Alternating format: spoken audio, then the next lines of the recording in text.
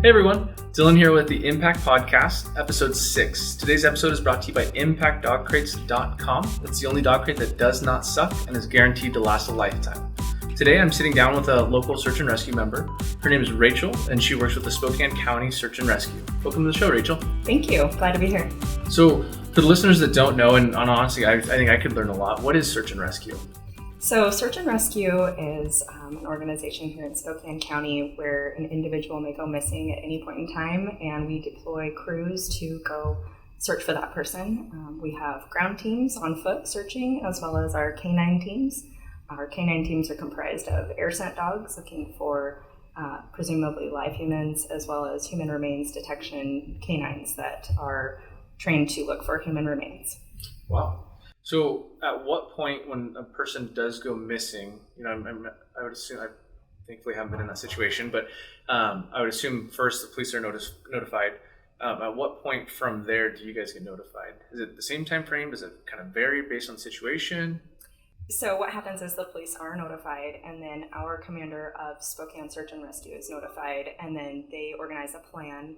And we have an application called Slack where all of the members that are currently active in Spokane County are notified that there is a search. We're given coordinates to the location for where we're going to meet. Gotcha. And that's our kind of home base for where the search will begin. We also are notified via text message, and that just goes out to everybody. And then whoever's available and can make it, they respond back and say, yep, I'm ready for the mission. And, we're kind of notified on sort of the situation, who we're looking for, what to bring. If it's a hot day, obviously you want to bring lots of water. And, yeah. If you're bringing your canine, certainly you want to make sure that your car is equipped for deploying your canine. And if the dog has to also wait in the car for a few hours before we determine where we're going to be deployed to and what the dog's mission is, how to just equip the car to make the dog comfortable if they're going to have to wait for a little bit. Yeah, it sounds like a lot of preparing. So so I guess to kind of go back to the beginning of what you said, so the police department and search and rescue, they work together, it sounds like basically from the very beginning, and then come up with a plan together and then kind of execute that plan together? Yes, absolutely. Yes. I'm just blown away by the professionalism of our organizations and how quickly we respond to the community's needs if anyone goes missing and they need our help. Yeah, that's awesome. Yeah. So I guess that gives me a little more information as far as what search and rescue is. It sounds incredible, and it sounds like a super helpful tool for obviously the lost person as well as our police force.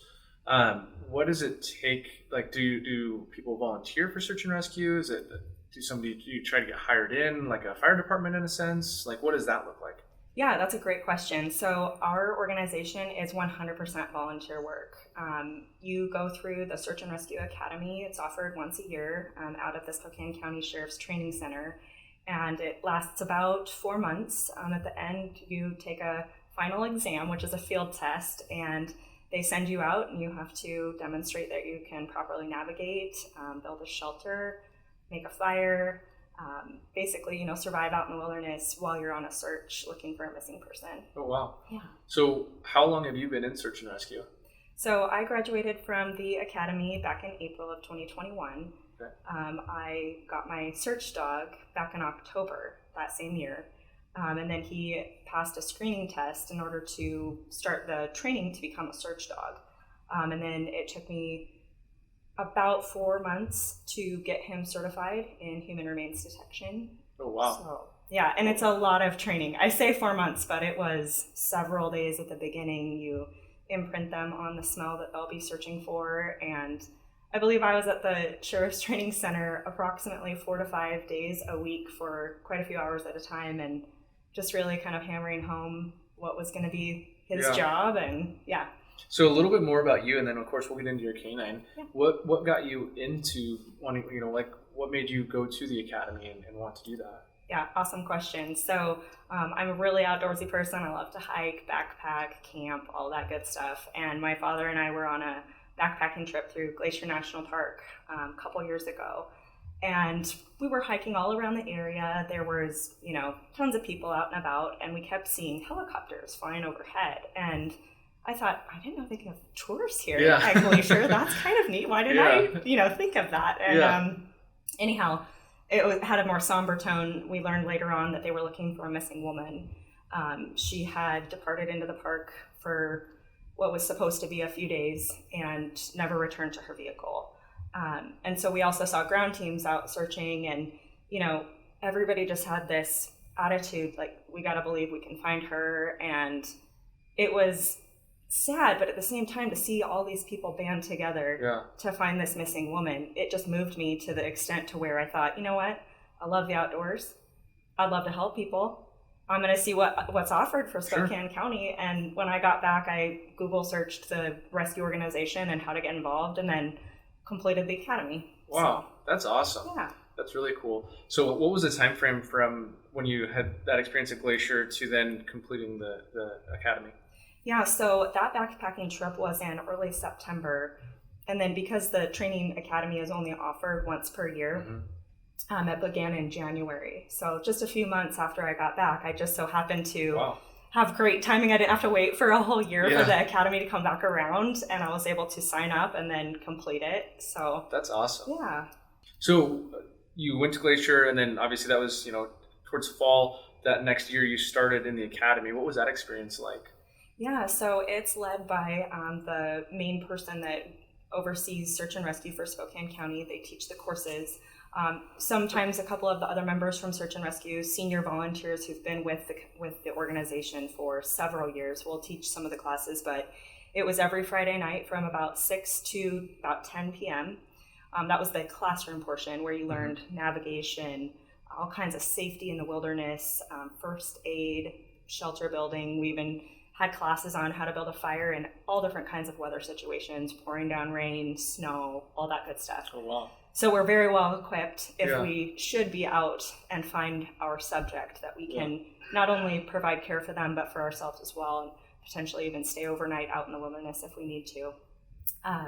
And then also we had field tests. So some Saturdays, Sundays, things like that, we would spend an entire day practicing our navigation skills or practicing shelter building, that sort of thing. So it was a lot of time, but it was so fascinating. And everybody who helps and teaches all the courses was more than happy to, demonstrate how to do things or share their knowledge, So absolutely. Do you think you'll ever go back and help the academy? I plan to, yeah. I love to be involved. It's a great group of people. I know I keep saying that, but it's true. They all have the best hearts, and they're in it for all the right reasons. They just want to serve others and help our community. So, that's amazing. Yeah. That's absolutely amazing. I want to go a little more into you mentioned you have a canine.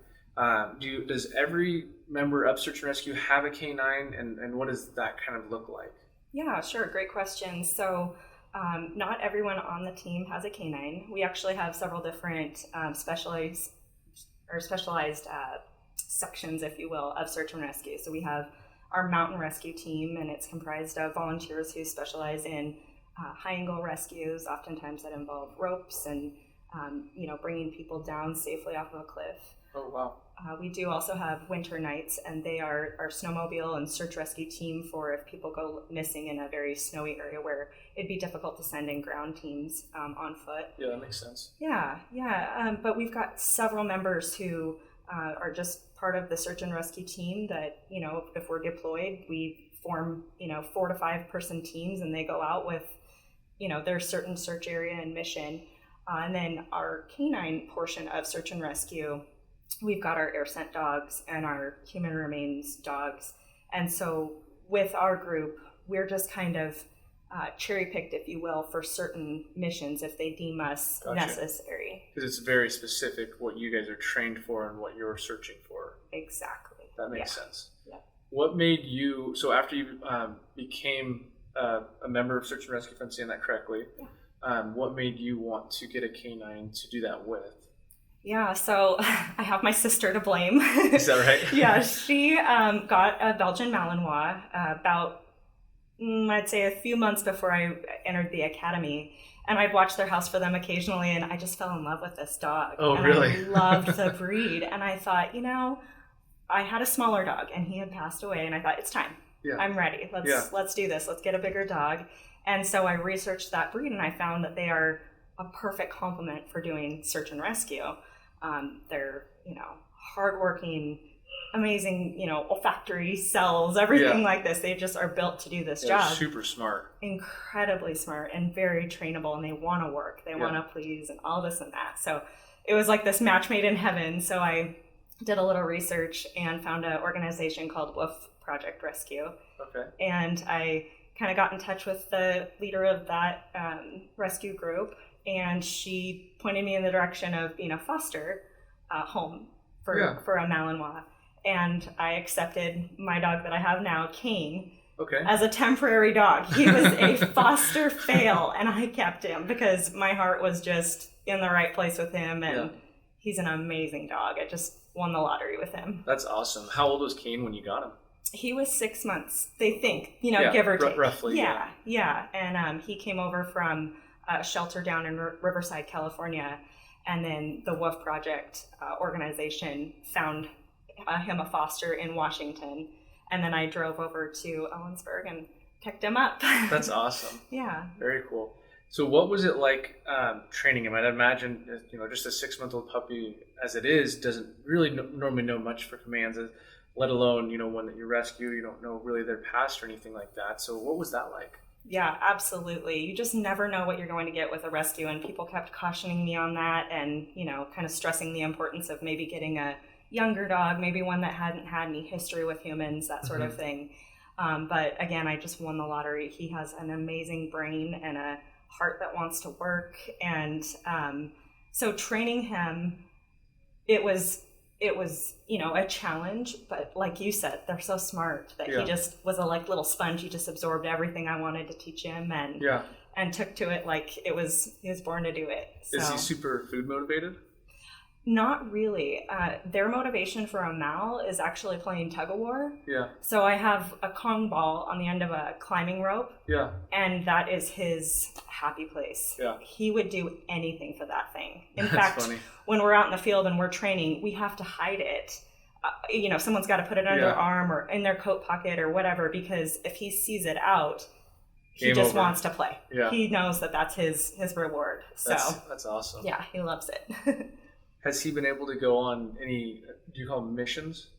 Yes. Okay. Yep. Has he been able to go on any missions with you? He has, yes. We've been deployed to a few, and he loves it. He's awesome at it. He's a dog that I would describe as he's relentless. Really? He just will not give up. And if he knows someone's out there, he will not give up until we find something. And there are searches where it's just called a negative search, and you have a certain grid pattern that you are thoroughly checking for your assignment, basically.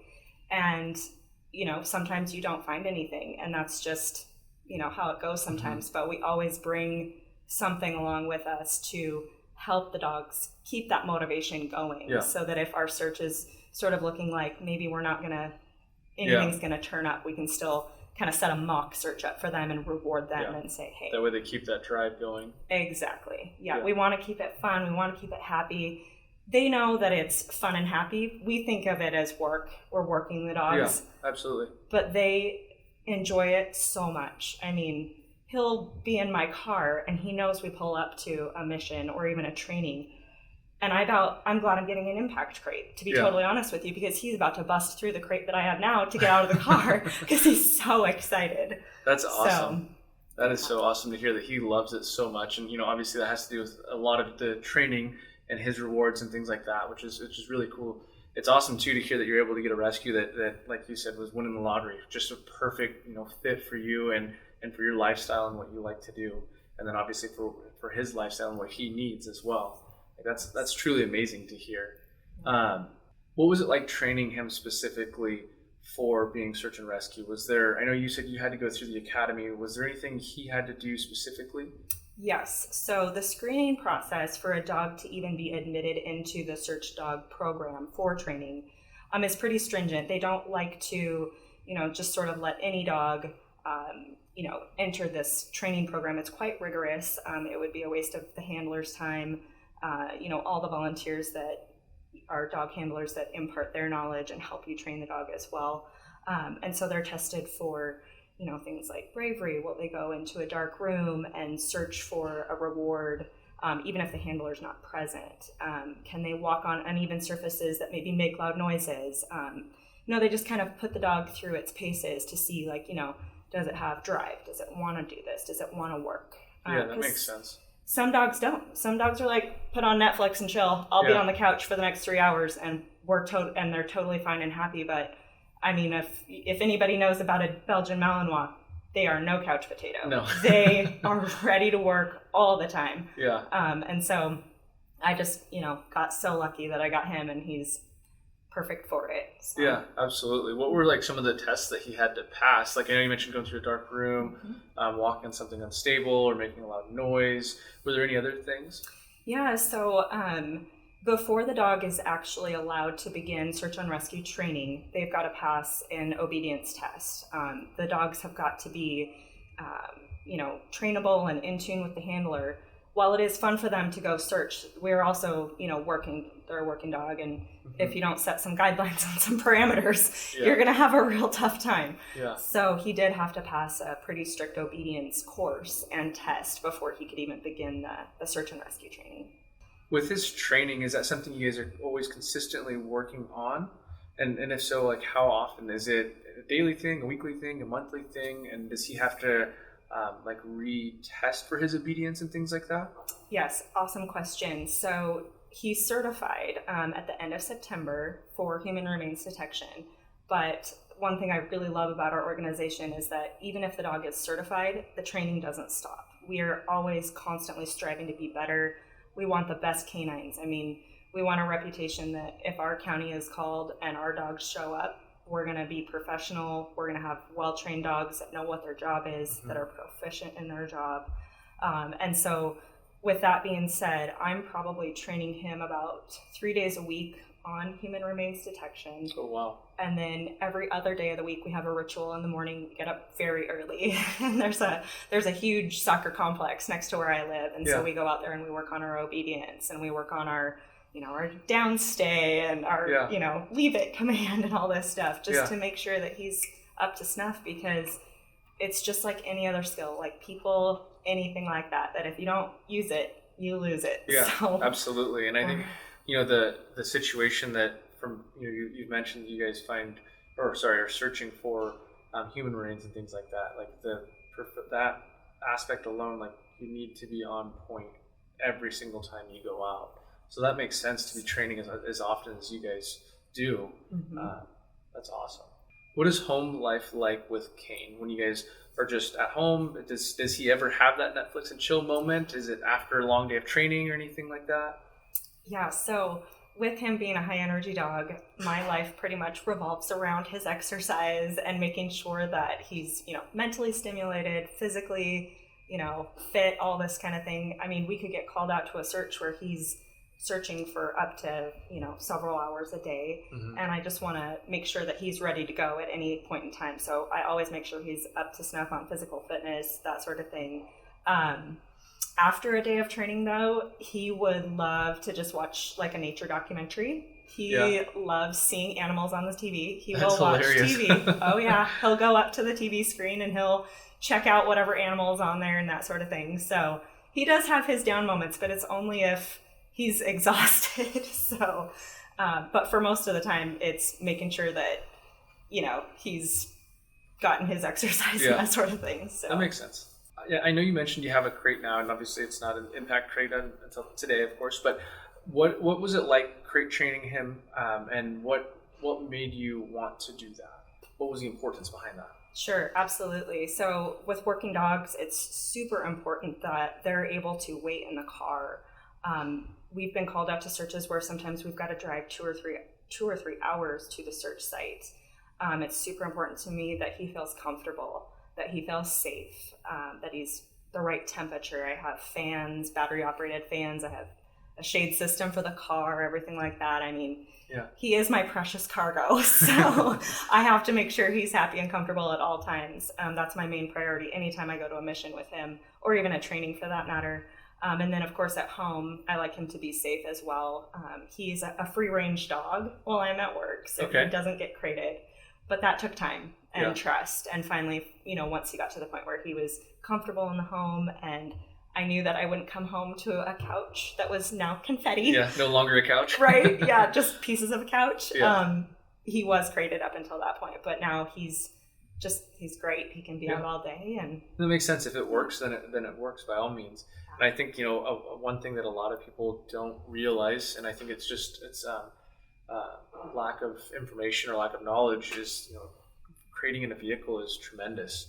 I don't think a lot of people understand the facts behind they become a projectile, so it not only can be harmful for you, but in the event of an accident, you don't know where they're going to end up being, especially if it's like a rollover or anything like that.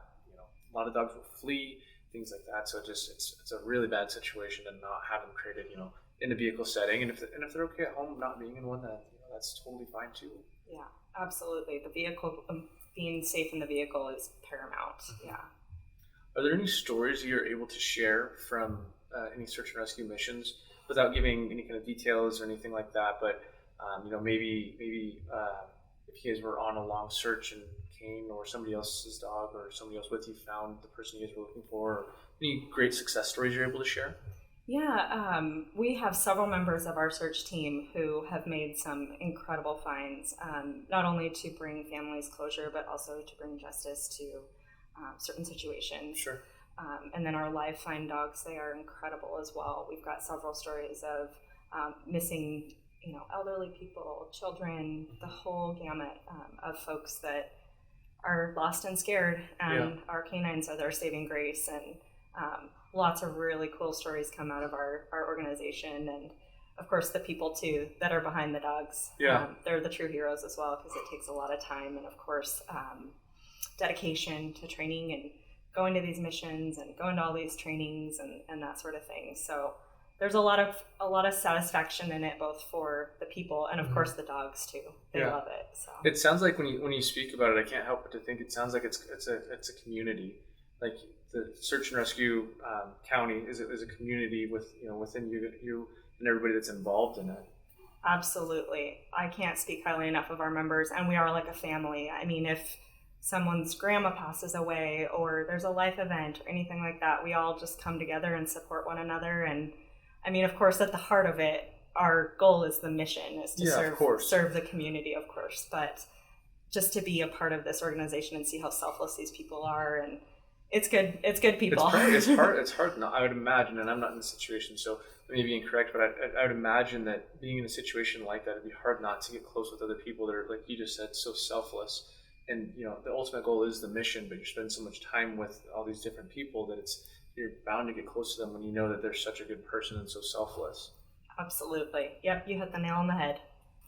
So if somebody because we get about 100 views on these, so if somebody out of one of those 100 people want to get involved, whether if they're locally, which odds are pretty low, but what would you recommend, even if they're not local and they say they live on the East Coast or something like that? How would you suggest somebody gets involved? Or is there maybe a crash course to kind of give them an example of what it's like to see before they go into an academy? Yeah, sure. So your local county, they all have some sort of search and rescue group or organization in place. If your county doesn't, maybe you live in a smaller or more rural area. Of course, I just go out to your nearest, biggest one around, yeah. Exactly, yeah. And just contact whomever's in charge. I did a quick Google search and found Spokane County. I emailed them, and of course they got right back to me about when the academy started. And then I jumped right in that regard. But they did have an open house prior to the academy. So the academy started in January. Mm-hmm. They had an open house in December, and you kind of got to meet everybody. They went over everything that would be taught in the academy and kind of the process and how long it would take, the time commitment involved really too, just to give people a real heads up on what they'd be jumping into. But yeah, I would say if anybody's interested, canine or without canine, because both are tremendously valuable to the community, I would contact your local county's search and rescue organization. That's awesome. Yeah. Is there anything that I did not ask that you'd like to share? Oh gosh, no, I think you covered everything. I'm just so excited to be here, and I've wanted one of these crates for quite some time. I've been keeping an eye on them, and I know Kane is stoked. He wants one too, so this is great. Awesome. Well, we really appreciate you coming in today, Rachel. There you have it, everyone. Today's episode is brought to you by ImpactDogCrates.com. It's the only dog crate that does not suck and is guaranteed to last a lifetime. We hope you enjoyed this. If you have any questions or anything like that, leave them in the comments below. I can't give you Rachel's information, but I can always ask her and then give you an answer. I hope you enjoyed this. Thank you. Thank you.